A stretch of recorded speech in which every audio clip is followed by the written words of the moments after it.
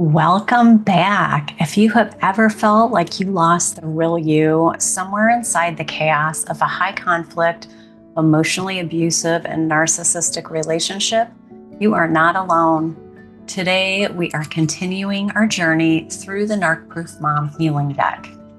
Hey everyone, my name is Maura McMahon, and I guide moms through recovering from narcissistic divorce. I created this deck specifically to help moms heal from narcissistic abuse. In this video, we are diving into cards 6 through 16, the archetypes that can help us name our survival styles so we can finally transcend them. These aren't just illustrations, they are mirrors for your recovery. So let's get into the symbolism and how you can use these daily to reclaim your power. We are the mothers. We are the mothers. We are the healing. We are the healing. We seek peace. Okay, so let's go through the next 10 cards, which are 6 through 16. On the screen, you'll see the card and the booklet page. Each card has its own core prompt and affirmation, and the booklet has even more information to help you deepen your reflection, making the healing process interactive and personal. So here we have card number 6, the healer. On a beautiful background of golden light, I've created a pair of cupped hands holding healing waters. Out of the water is a blooming lotus flower. So the water represents our emotions and our intuition, our spirituality, all of which are meant to flow. The energy of water is gentle yet powerful. It's essential, it holds memory, and it profoundly affects each of us, each moment of each day. Most of our body is made up of water. The lotus flower struggles to move through the darkness and the mud before it can reach the light and bloom. This is so significant as it relates to our journey of healing. We struggle through the darkness to get to the light. And the color pink is also very healing. Okay, so on the card is the affirmation. I channel soothing light into every wounded part of me. The core prompt, where can you channel soothing light into your body right now? The resonance, this activates self-soothing energies and restorative energies. The therapeutic explanation is that the healer restores Sorry about that. The therapeutic explanation is that the healer restores the body-mind connection through intentional calming. These practices of mindfulness and setting intentions are very powerful. The healing prompt is to practice a 2-minute breath focus exercise. Then describe the sensation of light moving through your chosen body area. So this is all just practice. It's trying it out, seeing how it feels for you, and it's becoming more self-aware. So next, we have card number 7, the shadow. If you have never ever heard of shadow work, I want you to know that this is an integral part of healing from narcissistic abuse. Because when we heal our core wounds, those parts of ourselves that we really don't feel very good about, that everybody has, it actually unlocks our power. And so many people steer away from this, but this is the path through. So the imagery that I've used shows how we feel when we walk through this. It is cold, it is dark. The woman wearing the cloak is trying to protect herself, trying to feel safe as she walks through this shadowy and scary landscape. Facing the fear and walking this path is how we get through. On the card is the affirmation. I acknowledge my shadows and allow them to transform. The core prompt, what hidden feeling are you ready to meet without fear? The resonance helps acknowledge and integrate disowned parts of ourselves that were created by abuse. The therapeutic explanation is that the shadow invites compassionate confrontation with suppressed emotions. The healing prompt is to name a feeling you usually avoid, like anger, grief, or shame. You want to give it a name and then write a short dialogue offering it empathy. It helps you to create some space between your experience and your feeling. Next, we have card number 9, the lover. She is the complete opposite of the shadow. Her flaming red hair is very unusual, just like each of us. We're all different, we're all unique, and we're all inherently perfect. Our differences are actually meant to be celebrated. This speaks to the self-love and the confidence that gets crushed through living in the cycle of narcissistic abuse. The healing journey is to help restore that for ourselves from the inside out. On the card is the affirmation. I celebrate love and delight in my own happiness. Because first, we need to love ourselves so much that we cannot tolerate any type of abuse from others. It's through that realization that we leave the abusers we really thought were our soulmates. The core prompt, name one thing that you love about yourself today. The resonance restores capacity for joy, intimacy, and self-affection, which can be really hard to do through this process. The therapeutic explanation is that the lover rekindles the ability to experience pleasure and self-appreciation.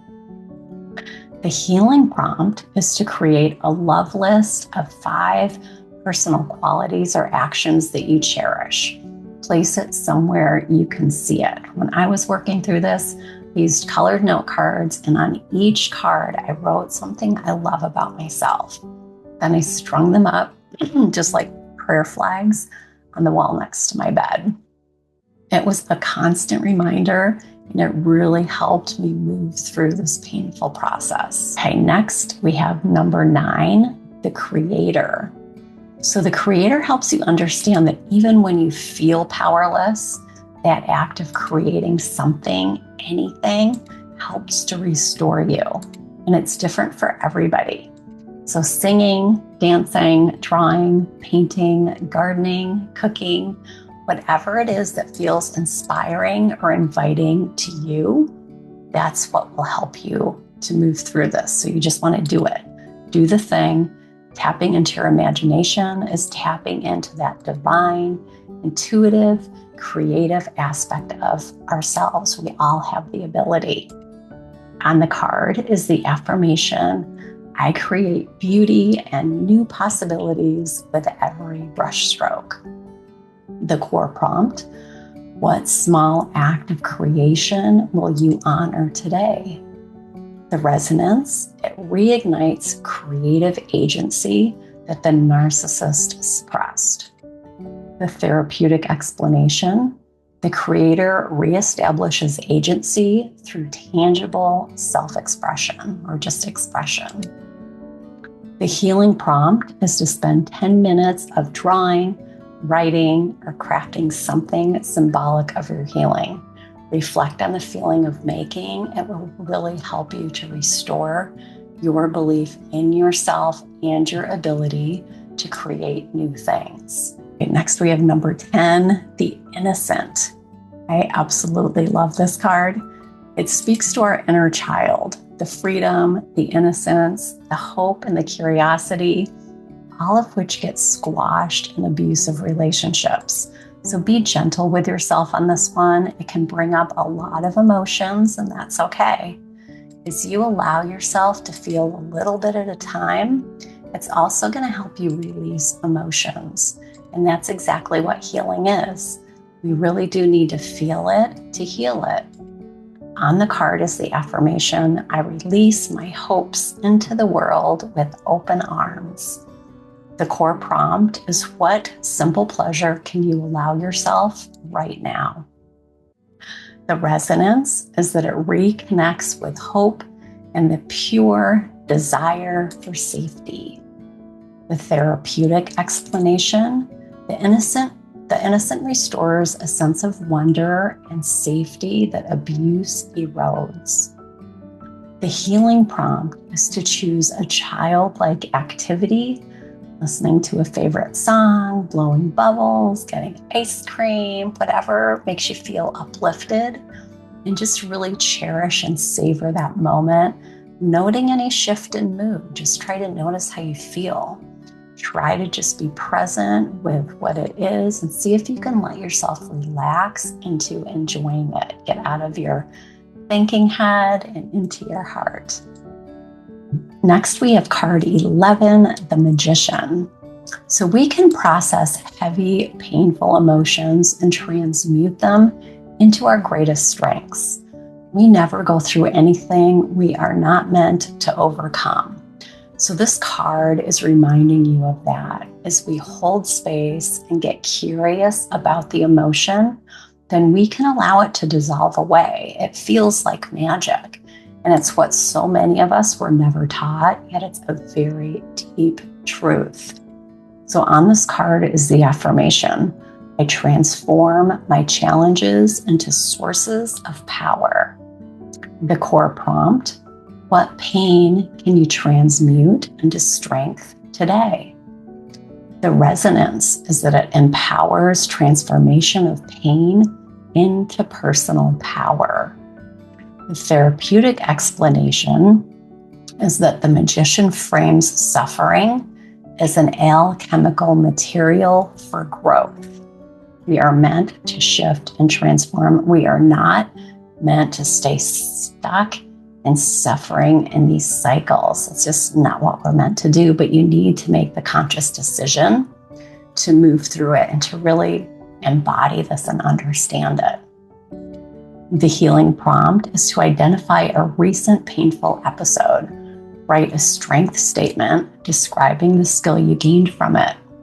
As we as mothers learn to do this, then we can also teach it to our kids. We can change generations of pain by processing trauma this way. Okay, card number 12, we have the Phoenix. This is a powerful card, and it speaks to the power of healing from narcissistic abuse. As deeply painful as it is, it breaks us open and we feel like we are at rock bottom, but this is only so we can rise. I personally believe that's the whole reason we go through this experience, because when we rise into our power, we are unstoppable. And because we're empaths and we feel things so deeply, we already know that we do have a higher calling. We are here to do great things. We believe in the power of love. Narcs are put in our way to try to stop us, and we really need to dig deep to overcome them, but that's when we're fulfilling our soul contracts.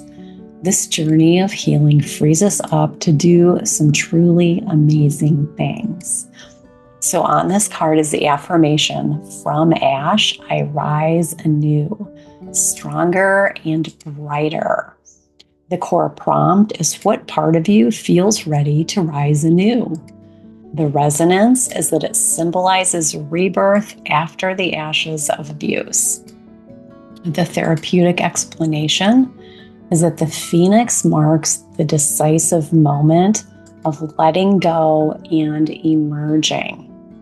The healing prompt is to write a short Phoenix letter to your former self, acknowledging the past and declaring a fresh beginning. Card number 13 is the Mirror. Here she is in a calm pool of water, with the water reflecting her image back to her. Her expression is indifferent. She's gorgeous, but she may not be able to see it. She probably feels numb. The water is symbolizing emotion, intuition, healing, and the blue color is truth and justice. Narcissists project a lot of really bad stuff onto us. They undermine our self-worth and our value. And as we endure this, it tends to happen over years. We can almost start to believe it. This card can help us to move past that. But remember that it's a process. So at first, it might be really difficult. As you start to practice, it'll get easier and it will start to feel more true. On the card is the affirmation, I see my true self clearly with kindness and compassion. The core prompt is, what truthful reflection do you see when you look inward? The resonance is that it restores an accurate self-image that's been distorted by gaslighting. The therapeutic explanation is that the mirror offers a clear, unbiased view of your own inherent self-worth. The healing prompt is to stand before a literal mirror or a photo of yourself and note 3 authentic traits that you observe without judgment in a kind, loving manner. On card 14, we have the whisper. This card has a lot of violet, which is the color of intuition, and the crown chakra is highlighted. So the crown chakra is located at the top of our head, and it's a real thing. If you don't know about the chakra system, I teach about it in my program. It's our connection to our higher soul self, our spiritual self. It's our power center of inner knowing. In this image, she's also surrounded by cherry blossoms, which signify hope, resilience, and spiritual awakening. This encourages us to embrace the healing journey as an opportunity to grow and evolve into a higher version of who we are here to be. The white feathers that she's holding signify our connection to our angels and our spirit guides, which we all have. Even when you don't feel like it, it's true. They are actually there helping us all the time. On the card is the affirmation, I listen to the quiet wisdom that whispers within. Our intuition is a very quiet inner voice. It's not loud. It whispers, it suggests, it encourages, invites us. Whereas the voice of the ego, which you could say is the voice of the narcissist, it's judgmental, it's rigid, it's restrictive, and it feels bad. That's how you know the difference. So you get to choose which voice you're going to listen to, which one you're going to give your energy to. It's up to you. But the process is learning to understand and to listen to whichever voice is coming up. This is all normal and part of the process. So the core prompt is, what quiet inner voice is trying to guide you now? The resonance is that it encourages listening to inner intuition that was silenced. The therapeutic explanation is that the whisper nurtures the subtle guidance that's often drowned out by external noise. The healing prompt is to sit in silence for 3 minutes, jot down any fleeting thoughts or sensations that might feel like inner guidance. So it's going to take some concentration when you first start this practice, just because it's unfamiliar. Okay, on card 15, we have the anchor. So there's this heavy steel anchor sitting on the ocean floor, deep in the depths of the sea. The sea represents our emotions. I put a little mermaid swimming in the background to lighten up the energy. And we've got the light shining from above. This is a reminder to ground into your physical experience. When we're going through a lot of emotional pain, sometimes we dissociate. We just decide it's easier to float around outside our bodies instead of being in our bodies. But as we heal, the goal is to feel safer in our physical experience. It's why a lot of us love rocks and crystals and shells. So on the card is the affirmation, I am grounded even amid the tides of emotion. The core prompt is what anchors you to the present moment right now. The resonance is that it provides grounding when emotions feel turbulent or overwhelming. The therapeutic explanation is that the anchor supplies a tactile or sensory point of stability. And the healing prompt is to identify a physical object, a stone, a bracelet, or even a breath pattern that steadies you. Keep it handy as a reminder. And last but not least, in this series, we'll go over card number 16, which is the Weaver. So this is a Peruvian woman weaving a beautiful tapestry. It's an art form and a skill that takes a lot of concentration, focus, and stamina. If you're not a weaver yourself, which I am not, it looks nearly impossible to bring each tiny thread into these amazing creations. But in this healing journey, it represents how our energy and our emotions get fragmented, and we can feel scattered. We feel as though we've given our power away so many times, we don't even know who we are anymore. But we can reclaim all of these parts of ourselves and come back into wholeness. We are our own unique creation. On the card is the affirmation, I weave my story thread by thread, honoring each strand. The core prompt is, which two memories can you weave together for meaning? The resonance is that it highlights the power of weaving disparate experiences into a coherent story. So these seemingly separate experiences that we go through, it's actually all tied together. So the therapeutic explanation is that the weaver creates narrative cohesion, reducing fragmentation. So basically just weaving together all these parts of ourselves to come back into our whole true self. The healing prompt is to draw a simple timeline linking a past trauma with a later triumph or victory. And you want to take note of the connective theme, where you were resilient, where you were strong, where you were learning, where you were growing. Okay, so let's wrap it up there. Remember that you can use this deck as a daily feeling check-in or as a prompt for your journaling. It's a tool, and the Narc-Proof Mom Method that I teach is the map. If these archetypes are resonating with you, it could be a sign that you're ready for the full framework. This method is specifically for empathic moms who are tired of just surviving the divorce and are ready to build an unshakable narc-proof life for themselves and their kids. So if you missed part 1, I'm going to encourage you to go back and watch that now. You can find the link to the healing deck and the full course in the description box below. We are so close to our goal of our first 100 subscribers.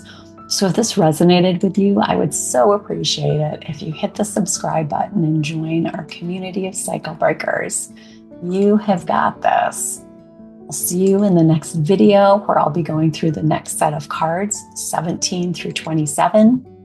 Thank you so much for watching, and until next time, take care out there.